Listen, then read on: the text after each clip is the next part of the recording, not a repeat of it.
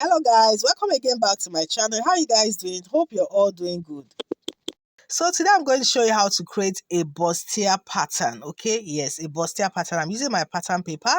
So getting started, I'll start with the vertical line. So placing my tape at the top, indicating the chest line first at 9, bust point at 11.5, under bust at 14.5, then the half length at 17, of course the hemline, right? Yeah, so if this is going to be a foot top, all you need to do is just to extend it to your desired length.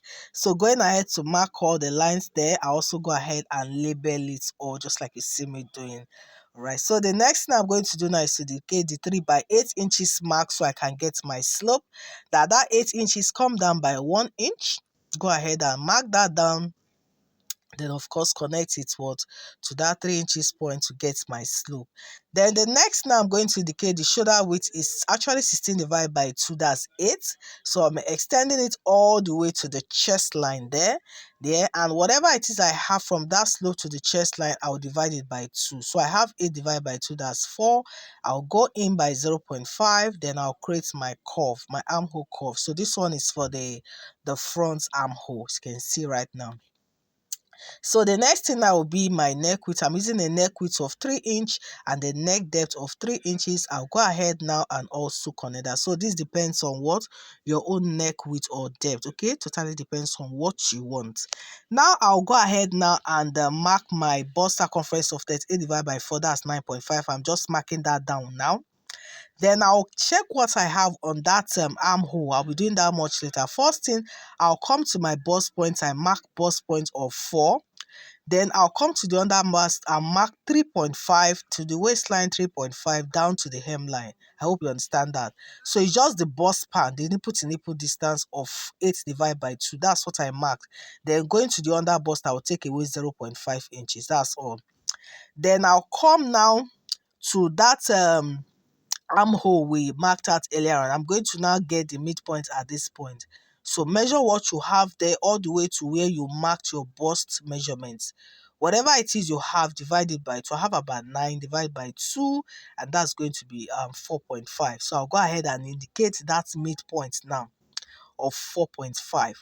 So indicating that point now, you can see. So at that point now, I'm going to be measuring 1 inches apart.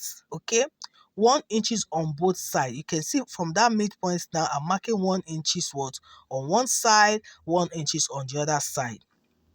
Now these 2 points, I will now connect them both to that bust point. Like you can see, I'm using my ruler to do that. You can see this on one point and on the other side as well. So that's it now. We have gone ahead to do this one as well. So after that now, I will now come to my under bust. I'm going to mark 2 inch. 2 inches is what I'm marking. I'll mark it all the way to the waistline down to the hemline.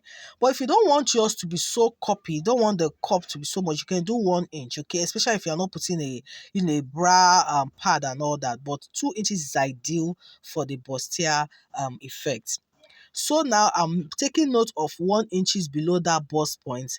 Then I'm using my curve ruler now to connect it to that under bust. So you can see now we have created our cup. Okay, you can see this now. So our cup is ready. Then I'll come to that line there. I'm extending it by 2 inch. You can see that line that is connected to the main cup. So we usually do this when you're creating a princess dart, so that when you're joining it, there will be no shortages.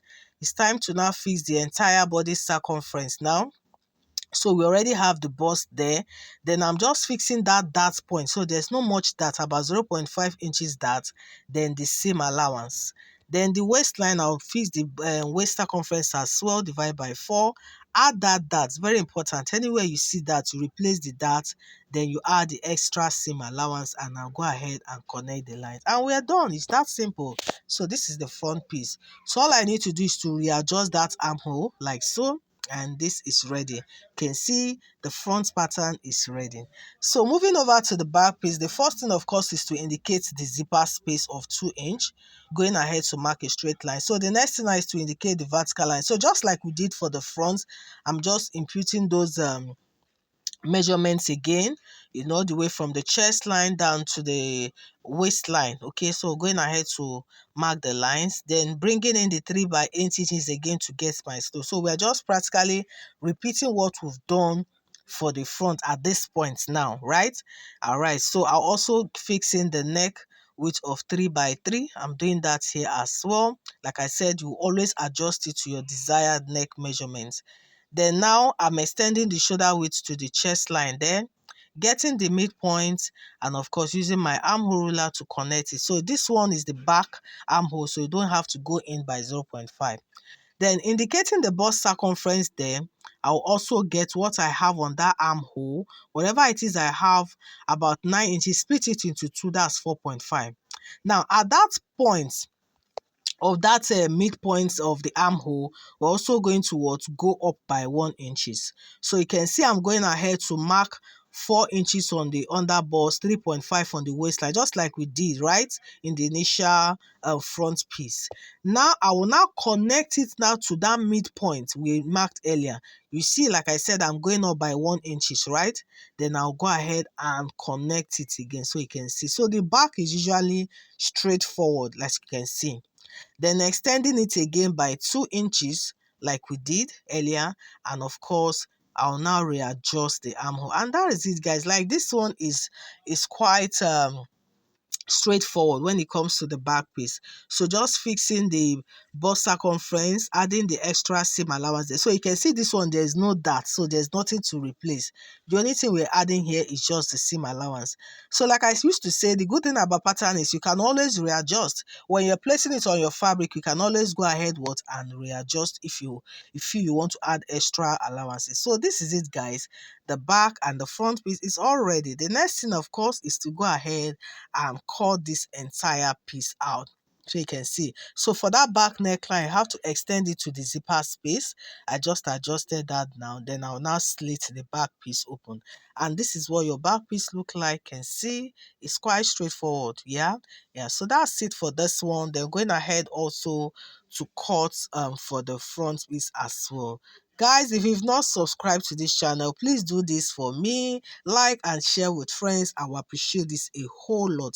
Thank you so much, guys. So like we're done with everything. All you need to do is just to place it on your fabric, and of course you're good to go. Thank you, guys. I hope you find this helpful. Please don't forget to subscribe, like and share with friends. This will really help my channel a lot.